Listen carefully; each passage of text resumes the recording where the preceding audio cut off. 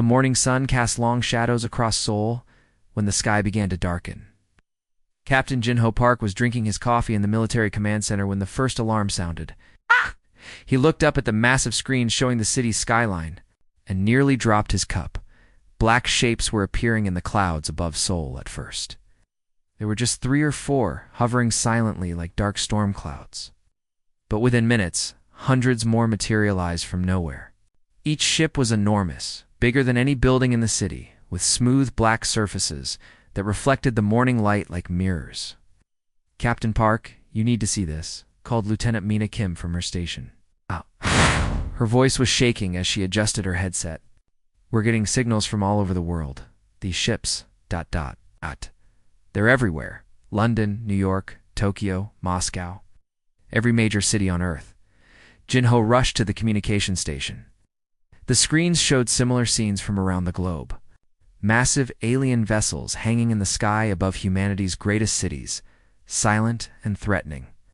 His hands trembled as he reached for the radio to contact Seoul's defense headquarters. "This is Captain Park at Command 7. He spoke into the microphone.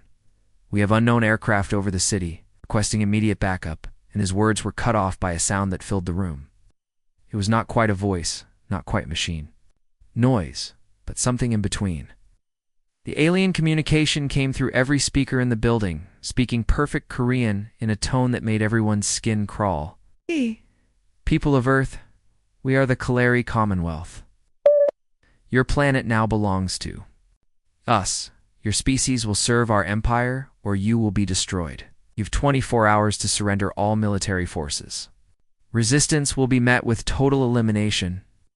The room fell silent, except for the humming of machines. Hoonwoo Lee, the base's chief scientist, was staring at his computer screen with wide eyes. Numbers and graphs were scrolling rapidly across the monitor, showing energy readings that made no sense. Captain Hunwoo said quietly, "The power coming from those ships is impossible. It's like they have small suns inside each vessel. Our weapons can't even scratch something with that much energy." Ginho walked to the reinforced window and looked up at the alien ships. They hung in the air without making any sound, defying everything he knew about physics. No engines. No visible propulsion, just floating there like they weighed nothing at all. "Sir, we're getting reports from the defense grid," Mina said, her voice barely above a whisper. "Command is asking what we should do. The aliens are waiting for our response." Before Jinho could answer, the waiting ended. Bright blue light began to glow from the bottom of the nearest alien ship. The light grew brighter and brighter until it hurt to look at directly. Then it fired. The beam struck Seoul's main defense station in a flash of brilliant energy. The entire building simply vanished, turned to dust and smoke in less than a second. The sound of the explosion reached them moments later. A deep rumble that shook the ground and rattled every window in the city. More beams began firing from other ships. Each blast destroyed another military target with perfect accuracy. The aliens were not hitting civilian buildings or homes. They were taking out only the defenses, showing everyone exactly how powerless Earth's military really was. "They're not trying to kill everyone," Hyunwoo observed, watching the systematic destruction. "They want us alive. They need us for something." Jinho grabbed the radio again. "All units, this is Captain Park. Do not engage the alien ships. I repeat, do not fire on the alien vessels. We need time to understand what we're dealing with." But his orders came too late. Fighter jets were already screaming across the sky, firing missiles at the alien ships. The missiles exploded harmlessly against invisible shields, leaving no damage at all. In response, precise energy beams reached out from the alien vessels, turning each fighter plane into a brief fireball before it crashed to the ground. The attack lasted exactly 3 hours. When it was over, every major military installation in Seoul had been destroyed. The alien ships had not moved from their positions, had barely seemed to notice the human resistance. They simply hung in the air, waiting. Reports came in from around the world. The same scene had played out in every major city. Humanity's most advanced weapons had been brushed aside like toys. The aliens had demonstrated their complete superiority without even trying hard. As the smoke cleared over the ruined city, looked around at his surviving crew. Mina was still at her station, tears streaming down her face as she listened to desperate radio calls from across the globe. Hyunwoo was furiously taking notes, trying to understand the alien technology they had witnessed. "What do we do now, Captain?" Mina asked. Ginho was quiet for a long moment, watching the alien ships through the cracked window. Something was building inside him, something that surprised him with its intensity. It was not fear, though he should have been terrified. It was not despair, though the situation seemed hopeless. It was anger. Pure, burning anger at these creatures who had come to his world uninvited and demanded surrender. They had destroyed his city, killed his people, and expected humanity to simply give up and serve them like slaves. "Now we fight," he said simply. "Not today, maybe not tomorrow, but we will find a way to fight." The old subway tunnel smelled of rust and dampness, but it had become home to 15 people who refused to give up. Sumin Choi carefully held the alien power cell in her hands, studying the strange blue glow that pulsed through its transparent surface. 6 months ago, she had been working on her physics degree at Seoul National University. Now she was the Resistance's only hope of understanding how the Kalari technology worked. "Are you sure this won't explode?" whispered Dong-Yun Bae, crouching beside her in the dim tunnel. The former army sergeant had lost his entire unit in the first day of the invasion, but he had managed to gather survivors and form one of the most successful resistance cells in the city. "Nothing is sure anymore," Sumin replied quietly, connecting a thin wire to one of the power cell's contact points. "But if we can figure out how these things work, we might have a chance." The power cell had come from a Kalari scout ship that their team had ambushed 3 days earlier. It had taken 12 people working together to bring down just one alien soldier, and they had lost 2 of their own in the fight. But they had managed to salvage several pieces of alien equipment before the Kalari reinforcements arrived. Above them, the abandoned subway station shook as heavy footsteps passed overhead. Kalari patrols came through this area every few hours, searching for signs of human activity. Their sensors could detect most electronic devices, but the old subway tunnels seemed to block some of their scanning equipment. Yaji Han looked up from her makeshift computer station, which was built from scavenged parts and hidden behind a pile of concrete rubble. At 19, she was the youngest member of their group, but she had an amazing ability to intercept and decode alien communications. "They're talking again," she whispered, adjusting her headphones. "The patrol leader is reporting to command. He says the sector is clear, but I can hear frustration in his voice." Sumin smiled slightly as she continued working on the power cell. The Kalari had expected Earth to surrender completely within weeks of the invasion. They had conquered dozens of other worlds using the same method. Overwhelming force followed, by quick submission, but humans were not behaving the way conquered species were supposed to behave. Every day, Kalari supply trucks disappeared from the roads. Their communication towers were sabotaged. Their automated patrol units were destroyed by hidden explosives. Small groups of humans appeared from nowhere, attacked alien positions, and vanished back into the shadows before reinforcements could arrive. "The funny thing is," Dong-Yun said, watching Sumin work, "they're stronger than us in every possible way. Better weapons, better armor, better technology. But they don't understand us at all." He was right.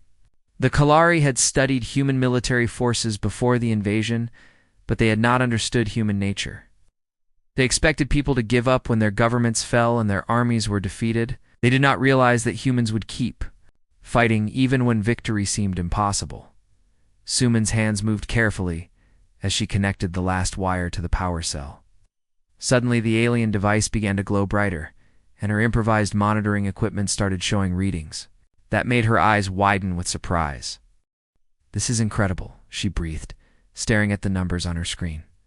"Dong-Yun, look at this.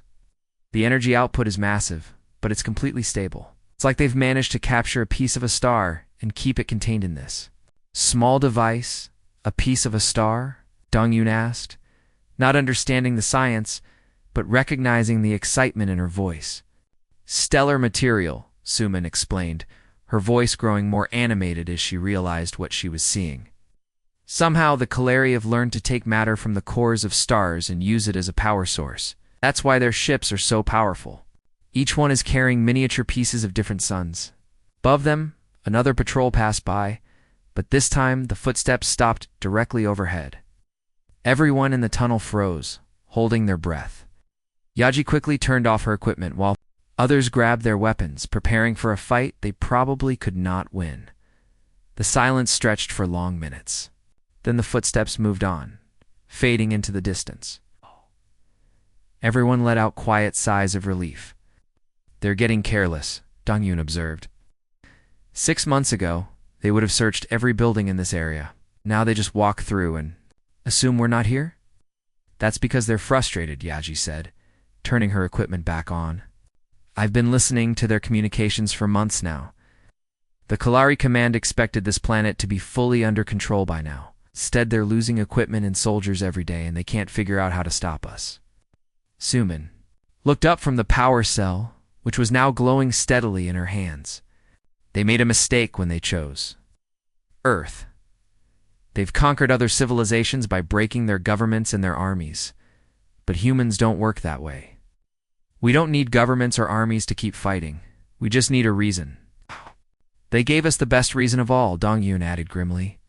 "They tried to make us slaves." The power cell pulsed with alien energy, holding secrets that might eventually help humanity fight back. Around the tunnel, 15 people continued their quiet war against an enemy that had superior technology but had never learned to understand the stubborn, impossible creature called a human being. In the darkness below Seoul, the resistance continued to grow. The hidden laboratory was cold and damp, carved deep into the mountain rock where no Kalari scanner could find it. Dr. Kiwunam rubbed his tired eyes and looked at his computer screen for the 100th time that day. The numbers still did not make sense, but they were definitely real. For 8 months, human scientists from around the world had been working together in secret, studying every piece of Kalari technology they could capture. They had learned how the alien weapons worked, how their ships flew, and how their communication systems operated. The power sources had remained a mystery until now. "Yunji, come look at this," Kiwoo called to his research partner. Dr. Yunji Cho was working at another computer across the small underground room, surrounded by pieces of alien equipment that glowed with strange blue light. "What did you find?" Yunji asked, walking over to peer at his screen. The room was filled with other scientists and military leaders, all of them focused on their desperate search for a way to fight back against the Kalari occupation. "The power cells aren't just energy storage devices," Kiwoo explained, pointing at the complex data flowing across his monitor. "Look at these readings. The energy patterns match stellar fusion, but they're too stable, too controlled, no natural. Star behaves this way." Commander Mingy Park, who had been listening from across the room, approached their workstation. She had been a Navy officer before the invasion and now led the coordinated resistance efforts across southern Korea. "Explain it in simple terms, Doctor. What exactly are you saying?" Kiwoo took a deep breath, trying to organize his thoughts.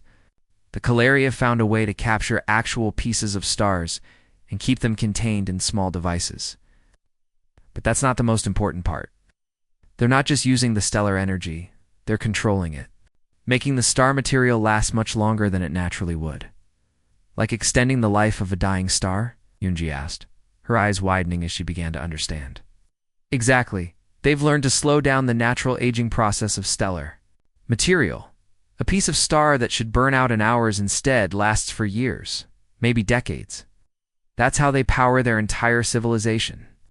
The room fell silent as everyone tried to grasp what this meant. Commander Park was the first to speak. "If they can slow down the aging process, then theoretically, ... We can speed it up," Yanji finished, her voice barely above a whisper. "Instead of extending the star's life, we can make it age faster. Much faster." Kiwoo nodded grimly. "I've run the calculations dozens of times. If we reverse their containment process, we can make stellar material age by millions of years in just seconds. The energy release would be enormous." "How enormous?" asked Yemen Go, the former Special Forces officer who now coordinated resistance operations across the entire country. He had been quiet during the scientific discussion, but now he was paying complete attention. Think of it as a controlled supernova, Kiwu replied. All the energy that a star would release over millions of years, compressed into a few seconds. The implications hit everyone at the same time. They were not just talking about a new weapon, they were talking about something that could destroy entire Kalari ships, maybe even entire fleets. We need to test this, Commander Park said firmly, but safely. If you're wrong about the calculations, we'll destroy ourselves instead of them, Yuji agreed. We need a test subject, something small enough that if it goes wrong, it won't kill us all. The opportunity came 2 weeks later. Kalari's scout ship had been damaged in a resistance attack near the coast and had crashed in a remote valley. The alien crew was dead, but the ship's power systems were still partially functional. Kiwu and Yunji worked carefully to modify the ship's power core using equipment they had built in their mountain laboratory. The process took 3 days, with teams of resistance fighters standing guard to make sure no Kalari patrols discovered what they were doing. The modifications are complete, Yanji reported, stepping back from the alien vessel. The containment field has been reversed. Instead of extending the stellar material's life, it should accelerate its aging process. How fast? Emin asked, checking his watch. They needed to be far away from the crash site before the test began.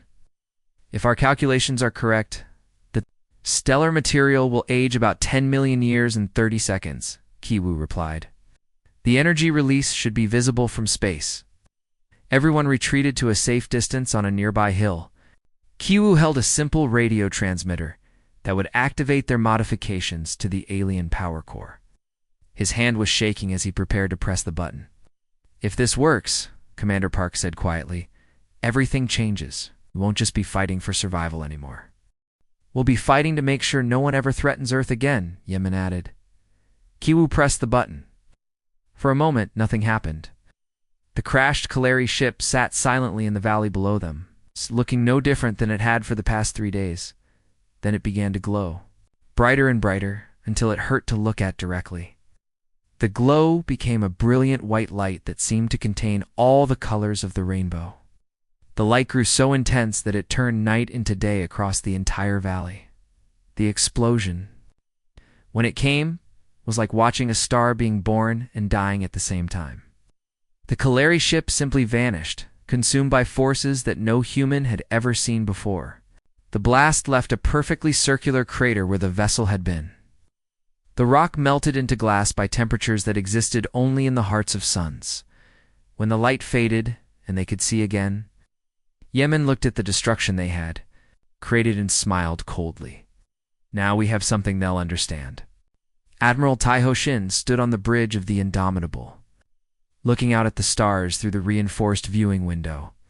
3 years had passed since the Kalari invasion began, and now humanity was finally ready to strike back. Around him, the bridge crew worked quietly at their stations, preparing for something that had never been attempted before. The human fleet was unlike anything that had ever existed. 50 ships built in secret bases hidden throughout the solar system, each one powered by the terrible technology that humanity had learned from their enemies. The ships were not beautiful like the sleek Kalari vessels. They were built for one purpose only: to carry death across the galaxy. Admiral, all ships are reporting ready, called Navigation Officer Yuna Lim from her station. She had been a civilian pilot before the war, flying cargo ships between Earth and the outer colonies. Now she was preparing to navigate humanity's first strike against an alien homeworld. Target confirmed, reported Weapons Officer Min-Soo Kim. The Veltar system, home to the primary Kalari species. Distance, 47 light-years. The stellar death. Weapon is charged and ready for deployment. Taiho nodded slowly. The weapon they were about to use was based on the same technology that powered every Kalari ship and city. For thousands of years, the aliens had learned to extend the lives of dying stars, feeding off stellar energy like vampires. They had never imagined that the same process could be reversed. Sir called Communications Officer Sora Lee were receiving a message from Earth Command. They're asking for final confirmation before we proceed. Taiho picked up the communication. Device. Earth Command. This is Admiral Shin, aboard the Indomitable. We are in position and ready to begin Operation Daybreak. Request permission to engage the target. The response came after a long pause. Admiral Shin, you are authorized to proceed. Make them understand that Earth will never be conquered again. Taiho set down the communicator and looked around at his crew. Every person on the bridge had lost family and friends to the Kaleri occupation. They had watched their cities burn and their people enslaved. Now they had the power to ensure it would never happen again. All stations prepare for stellar death weapon deployment, he ordered. Target the Veltar star. We are about to show the galaxy what happens when you threaten humanity. 47 light-years away, the Kalari homeworld of Veltar basked under the light of an ancient sun. The star was over 10 billion years old, far older than it should have been. For millennia, Kalari technology had kept it burning, extending its natural life through artificial means. The planet below was home to 3 billion Kalari, the species that had started the Commonwealth and led the conquest of Earth. They had no idea what was coming. The stellar death weapon fired invisibly. Across space, its effects traveling faster than light through dimensions that human science barely understood. The weapon did not destroy the target star directly. Instead, it simply reversed the Kalari life extension process, allowing the ancient sun to finally age at its natural rate but compressed into seconds instead of millions of years. The first sign of trouble came from the stellar monitoring station orbiting Veltar. Scientist Kethmer was reviewing routine data when alarms began sounding throughout the facility. The numbers on his screen made no sense. The star's core temperature was rising rapidly, far beyond anything in recorded history. Emergency alert. To Planetary Command, he transmitted frantically. The primary star is experiencing critical instability, core temperature rising past safe parameters. This is not a drill. On the bridge of the Indomitable, Subcommander Do-Young Park watched the long-range sensors as they tracked the effects of their weapon. The results were exactly what the human scientists had predicted, but seeing it happen was still overwhelming. Target. Star is entering accelerated aging sequence, he reported to Admiral Shin. Core temperature spike detected. Stellar collapse should begin within the hour. On Veltar, panic was spreading as the ancient sun began to flicker. The star that had shone steadily for thousands of years was now pulsing with unstable energy. Emergency sirens wailed across every city as 3 billion Kolari looked up at their dying sun. The end came quickly. The star that should have burned for millions more years instead collapsed in minutes. Its outer layers exploded outward in a brilliant supernova, while its core compressed into a tiny, dense object that gave off no light at all. The Kalari homeworld was instantly vaporized, along with every ship, space station, and living creature in the system. 3 billion aliens, the founders of the Commonwealth that had terrorized the galaxy for centuries, simply ceased to exist. Veltar's system is going dark, sir, Do-Yen reported, his voice carefully controlled. The star has entered rapid collapse sequence. No life signs detected. Admiral Shin stared at the tactical display showing where the Kalari homeworld had been. Just minutes before, now there was only darkness and expanding clouds of stellar debris. Humanity had just killed an entire world, something they had never imagined possible. Signal the fleet, he ordered quietly. Proceed to the next target. We have 11 more systems to visit. Across the galaxy, the surviving Kalari species watched in horror as the news spread. The humans, the primitive species they had tried to enslave, had somehow learned to kill stars. The Commonwealth that had ruled space for millennia was about to discover what it meant to face an enemy that could destroy suns. The counterstrike had begun. And there would be no mercy for those who had brought war to Earth. Admiral Sialabik stood at the observation window of the Earth Defense Station, looking out at the stars that no longer seemed as friendly as they once had. For years had passed since the Kalari first appeared over Seoul, and now the war was finally over. But the victory had come at a price that would haunt humanity forever. Behind her, the massive monitoring room buzzed with quiet activity. Dozens of technicians watched screens that tracked every movement in nearby star systems. The technology was based on what they had learned from the Kalari, but improved far beyond what their former enemies had ever imagined possible. Admiral called Communications Officer Jion Ru from his station near the center of the room. We're receiving another transmission from the Kaleri survivors. They're begging for permission to pass through human space to reach the outer galaxy. Ciala did not turn around. She continued staring out at the stars, remembering what they had looked like before humans learned to kill them. What are they offering this time? Full technology transfer, complete disarmament, and 1,000 years of tribute payments, Ji-hoon replied. They say they'll serve humanity just as they expected us to serve them and the other alien species. The ones who were part of the Commonwealth? Most of them are extinct, ma'am. We destroyed 11 of the 12 member species' homeworlds. The survivors are scattered across the galaxy, but their numbers are too small to ever rebuild their civilizations.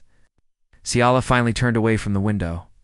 The monitoring room was filled with some of the brightest minds on Earth, all of them, working to make sure that no threat could ever approach their world undetected again. But she could see the weight of what they had done in every face. Chief Science Officer Hanyul Song looked up from her workstation, where she was reviewing the LAT reports from the Stellar Monitoring Network. She had been one of the scientists who developed the stellar death weapon, turning humanity's greatest discovery into their most terrible weapon. The galaxy-wide detection system is working perfectly, Hanyul reported. We can track any ship, larger than a small fighter, within 50 light-years of Earth. If any hostile force approaches our territory, we'll know about it days before they arrive. And our response capability? Ciala asked. Hanyul hesitated before answering. We can target any star within 100 light-years and age it to death within hours of making the decision. The weapon deployment time has been reduced from days, 2 minutes. The weight of those words settled over the room like a heavy blanket. Humanity now possessed the power to destroy entire solar systems with the push of a button. They had become the most dangerous species in the galaxy, feared by every civilization that had ever heard of them. Ma'am, said Tactical Officer Young-Ho Kim. Long-range sensors are detecting another group of refugee ships approaching from the Kaleri territories. Ow.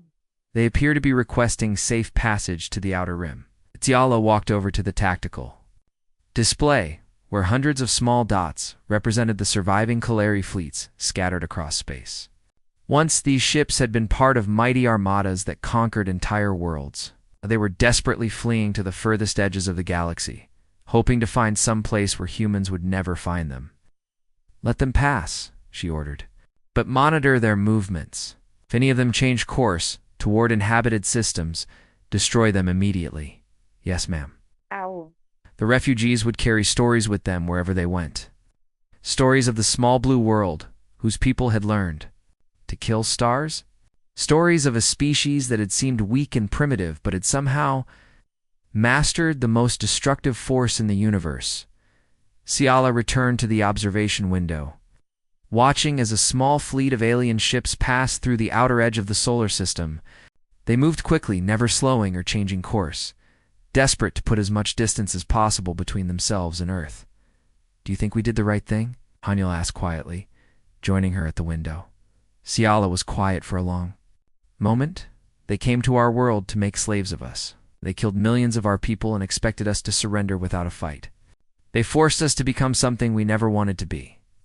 But we destroyed entire civilizations, Hanyul said. Billions of innocent people who had nothing to do with the decision to invade Earth. Those civilizations were part of the Commonwealth. They benefited from the conquest of other worlds for thousands of years. They knew what their governments were doing, and they supported it because it made them wealthy and powerful. Hanyul nodded slowly, but Ciala could see the doubt in her eyes. Everyone involved in the war's end struggled with the same questions. Had humanity become monsters to defeat monsters? Had they saved Earth by destroying their own souls? The important thing, Ciala continued, is that no one will ever threaten Earth again. Every species in the galaxy now knows what happens to those who try to conquer us. Across the galaxy, the few surviving Kaleri ships continued their desperate flight to the Outer Rim. They told stories of the Deathbringers from the third planet of a small yellow star, the species that had learned to turn suns into weapons. They spoke of humanity with the same fear that humans had once reserved for the monsters in their childhood nightmares. Earth stood alone in the cosmos, surrounded by the cold, dead systems that had once been home to their enemies. The monitoring stations watched the darkness between the stars, ready to detect any threat that might emerge from the void. Humanity had won the war. But they had paid a price that would echo through the galaxy for millennia to come. They had learned that sometimes, to protect what you love, you must become something terrible. The stars would remember.